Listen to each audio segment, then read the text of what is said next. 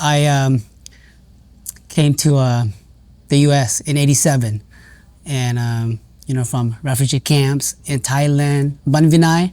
So I could still remember a little bit here and there. You born in Thailand or Laos? No, I was born in Laos. Okay. So then we migrated to Thailand. Okay. And in 1980 and then '87 we came to the U.S. Got to Merced. So lived in Merced from middle school all the way to high school. After 1994, I graduated from high school, came up here to Sacramento, to Davis, and then graduated from Davis in '99. So I came to Sac, and I've been living in Sacramento ever since. Ever since then? Yeah. When you came here to the United States, was it a big culture shock for you? Yes. I mean, you come in here, you have running water in the house. You know what I mean? Yeah. You have running water in the house. It's nothing like back in Thailand where you got to carry water from far away to home. Right. So everything was different. But in a way, it's you knew you were in a better place. Yeah. So everything was different, better. Yes. Right. In a better way. Yeah. Was there anything that you didn't like about the United States when you first came? I couldn't think of anything that I didn't like. Nothing like you didn't look at it like, oh no, I wish I was back in Thailand, No, but I was excited to be here. You know what I mean? Great. Yeah. Yeah. So how old were you when you came? I was about 11. So you're in law. You knew what was going on already. I knew what was going on, and started with 6th grade in middle school. Middle school, yeah. Yeah, I still remember my first day, all of those good memories, bad memories, the struggle that we went through. Right. Yeah. What do you think was the hardest part being refugee? I think lacking everything, not having nutrition, not having enough to eat, or not just knowing what it's like not to have. And I think that was tough, where I only had one pair of shorts, and that's the only shorts that you had to wear for the every day. Right. Yeah. So that was tough. So coming here, it was like it opened all these doors, new things, new clothes, new everything for you, right? Absolutely, and getting here, getting hand-me-down stuff was great. It was great. Yeah. Sleeping on the couch with 10 people, living a 2-bedroom apartment. The couch was my bed at nighttime. Oh, you guys had 10 people in the family? Oh yeah, we had 10 people in a 2-bedroom apartment. Yeah. Okay. So that was tough, but it was great knowing that you come in here and you had air conditioner. Yeah. Water in the house. And those are the things that I think I'm most grateful for compared to where we were. Right. Yeah. It's are you like one of the older child or in the family? No, there are 8 of us. I'm number 5. Number 5. So you're one of the middle ones. Yeah, I'm in the middle. Okay. Merced was at that time a lot of Hmong people still there, right? Yeah, there's a lot of Hmong people. Everybody was driving a Toyota Corolla. Right. No seatbelts. No seatbelt. You ride in the back of the truck. That's how I can remember the bed of the truck, and I remember gang. That's what's when I got to high school. That was when everything was evolving. But those were the things that growing up that you remember. How were you able to avoid all those stuff? Just knowing that I'm not I'm not gonna be a part of this, and it just your mindset saying, for me it's just my mindset saying, I got cousins, friends who are going against each other, but knowing that hey, I'm on both sides, I'm with you guys, but I'm not into. You just chose to be out. Yeah, chose to be out, and then be a mediator, try to avoid situations. Yeah. That's good. Yeah, because you did grow up in that rough time. Absolutely. Yeah. So after that, you came up here. You went to school out here. Yeah. So I came to got accepted at UC Davis. You know, came over there, and then after graduation, I moved over here. What did you study in? I was in a kinesiology, with which is called exercise science. And then I got over here. After I finished over there, I decided that I'm gonna get into teaching. Okay. And because my experience with my teachers were always I guess it was a joy for me to know that some teachers really cared. So got into teaching, and then There's something positive that yeah. That's good. So you decided to teach. How long you been teaching now? I just closed out my 24th year. 24. That's a long time. That's a long time, That's bro. a long time. Yeah. So eventually, how did you get into running? I think just for I feel like I didn't want to play soccer anymore. So you were an athlete growing up too? Yes, and I feel like I didn't want to play soccer anymore. All the beating that I had to take, and my dad, I was playing soccer, but then it didn't really, not enough. I feel like it's not enough. It's not doing me enough cardio work. And then the biggest thing that hit me was when my dad had a stroke. Mm-hmm. And I didn't think that I never knew anything about stroke. And when they had a stroke, we didn't even know it was a stroke. And so, I started doing research about it. I'm like, I need to take care of myself. Right. And so I figured, let me get into running. And, I got to running 1 mile here, 1 mile there. And I thought, man, this is badass. I'm badass. I could run a mile, every week or so. And then I didn't really get into, serious running. But I knew that just running a mile a week was good enough for me. Mm-hmm.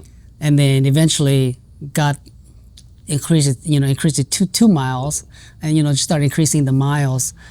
So you originally started because the health thing. Yes, because it's a health thing. Yeah. And I knew that I had to take care of myself. Yeah. And then when I ruptured my Achilles back in 2010, I snapped my Achilles playing soccer. And then after that, I've needed something to as a recovery. Mm-hmm.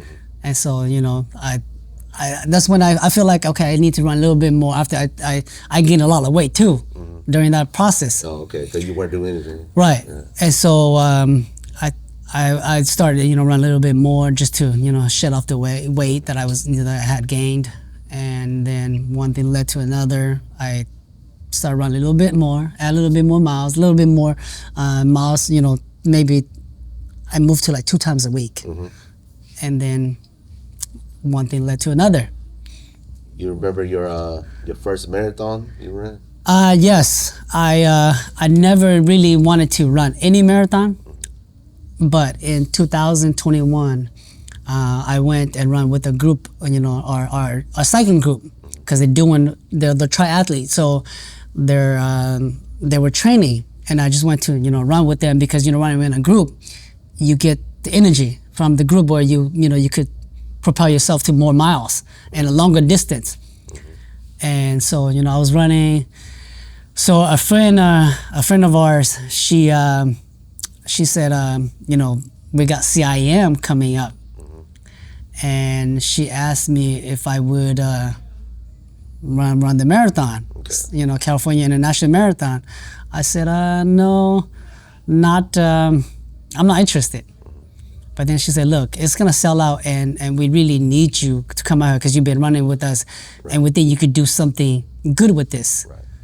And so, long story short, I signed up for CIM in 2021. Okay. And then, I qualified for Boston on my first marathon. Nice. Yeah. First time out, huh? First time running a marathon, and I happened to qualify for Boston that year. What does it take for you to qualify for the Boston Marathon? Okay, what it takes to qualify for a Boston Marathon is, they give you different age group. Mm-hmm. Depending on what age group you're in, uh-huh. They give you a time that you have to hit that time.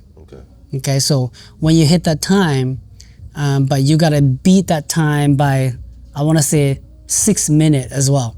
So if you beat it by 6 minutes, because of the, a lot of people get in, qualified, so they don't have enough, spot. So if you beat your time by 6 minutes, then, you're probably guaranteed a spot to get in. Okay. Yeah. That's interesting, yeah. Yeah, so. Can you elaborate on what the Boston Marathon is for people that don't understand what the Boston Marathon is? And what Boston Marathon is the oldest marathon in the nation, okay, in the country. So the one that I ran was Boston 127. So that's 2021. Last year was 28, so 29th was, 29th is next year, and then the year after that will be 130. So it's the oldest marathon in the nation. That's old, yeah. Yeah, and it requires the only way you could get to run to Boston Marathon. Actually, there are two ways. Way number one is you could do fundraising, and which will cost you anywhere up to maybe starting at maybe about $7,000. We'll get you one way. We'll get you in there. That's one way. Pay yourself in. Pay yourself in, basically, So the other way is you have to qualify. The only way you get in, the other way is you have to qualify. And so if you could hit that time, then you'll get a spot. Your first Boston Marathon, were you pretty intimidated, or was it exciting for you, or? It was actually, I want to say it's more exciting. First, when I qualified, I didn't think of anything big about it. I was like, I qualified, but I'm not going, because I didn't know anything about it. I just, it was just another marathon. Right.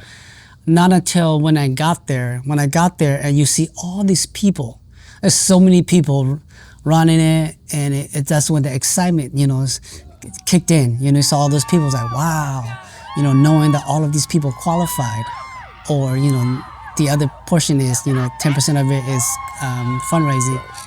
So that's, it's pretty exciting. And I have to say that Boston I've only ran like 3 different marathons. So that's got to be the best marathon that I've ever been a part of. How many people total run the Boston Marathon? 30,000. 30,000. That's a whole city right there. Yeah. And people travel all over the world, to run it.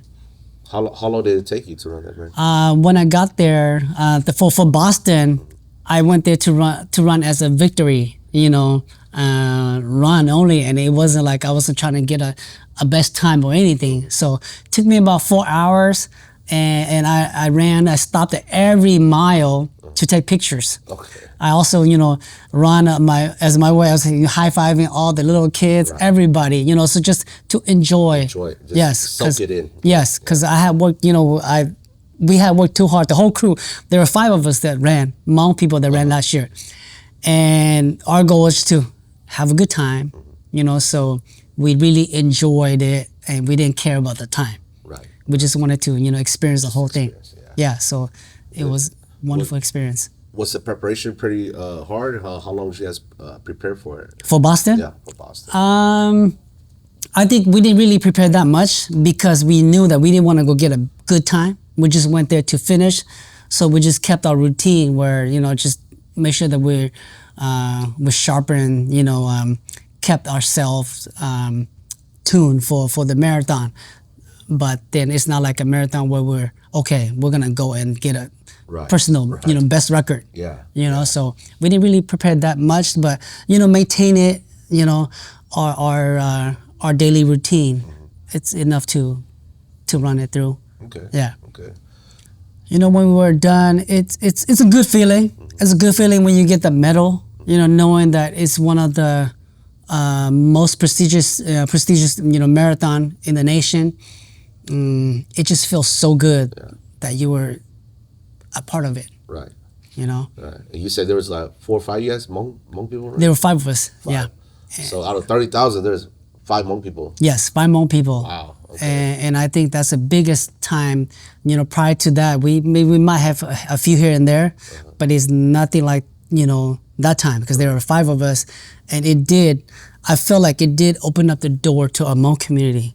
And now we're having more and more people I know that we're gonna have one of these days or one of these years, we will have a plane load of Hmong people running, going to Boston. Yeah. Were you guys all males, or you guys had some females too? There were 3 of us. Yeah, 3 of us that were male and 2 female. 2 females. Okay. Yes. Did it make you want to work harder at running? For me, see something like that. I at this time at my age, I feel like I just want to maintain, my running routine because it's a lifestyle and that I do, and knowing that I can go to Boston every year now. Right. You know what I mean? And then there are other marathon that you could get to as well. There are still other marathon that I need to get qualified as well, like Tokyo, New York, London, Berlin, and those are the marathons that I want to run next. So those are the next ones that you're working towards. Yes. Are they harder to get in? Or? Tokyo is the hardest one to get in. Oh yeah. Yeah, because because there's some kind of logistics that they have, and that I could go into details, but people, they want to give it to the people in Japan first. Oh, okay. So anything that's left, they'll give it to people out of the country. So the outsiders get the last. Right. Yeah, they got to qualify their people first. There's 6 marathon that it's called the majors, and those are the ones that I just mentioned. Okay. Then once there's a big, there's like a big medal, big recognition. Once you finish all those 6 marathons. Okay, so that's the plan then. Yeah, so that's the plan is to do, because I'm doing Chicago in October. Okay. So I already got, they call them the major, right? So Boston, Chicago, New York, London, and Berlin. Okay. Berlin and Tokyo. Yeah, so if I knock out the 2, there are 4 more left. 4 more. Yeah, so once the goal is to get to all of those. Okay. Yeah. What's your typical day as a runner? How do you prepare yourself? Is there special diets? Is there anything special you do as a runner? Compared to people like us that don't run. A typical day as a runner, it depends on what kind of training you take on. But just for me personally, I like to run every other day. So, if I run Monday, the next one is Wednesday from 8 to 10 miles. And, you could adjust, speed varying however you want to do. However, for me, I have a certain regimen that I'm comfortable with, so I will run every other day. And at the weekend, I like to do a longer run, either Saturday or Sunday. I like to do anywhere from at least 10 miles to 15. Wow. Depending on when the marathon is. If I'm training for a marathon, then I would increase the mile every weekend. But then, the other day in between, I like to alternate with cycling. Okay. Yeah, so, if I run on Monday, I'm riding on Tuesday. So there's no rest day for you? Pretty much, yeah. Pretty much, I have to do something every day. Right. So, just alternating between running, cycling. Right. And just, do core workout where, just do sit-ups and push-ups a little bit here and there to help. Okay. Yeah. You're more of a morning runner? Or you guys run in the evening more? Or? That would be the preference. If your schedule allows you to run in the morning, I prefer morning because the weather is a lot nicer in the morning. But, for me, unfortunately, I don't have that schedule. So I run when it's the hottest, about 3 o'clock, 3:30, around that time. That's when I get to do my run. So whether it's summertime, wintertime, or that's my running time. And sometimes, I'm able to adjust it where I could run late in the evening, but it's not really safe to run out at nighttime too. So like yesterday, it was 102. You had to go out there 102. I have to, when it's time, I have to. Yeah. Can't skip. Yeah. Yeah. That's a lot of commitment then. Oh yeah. Yeah.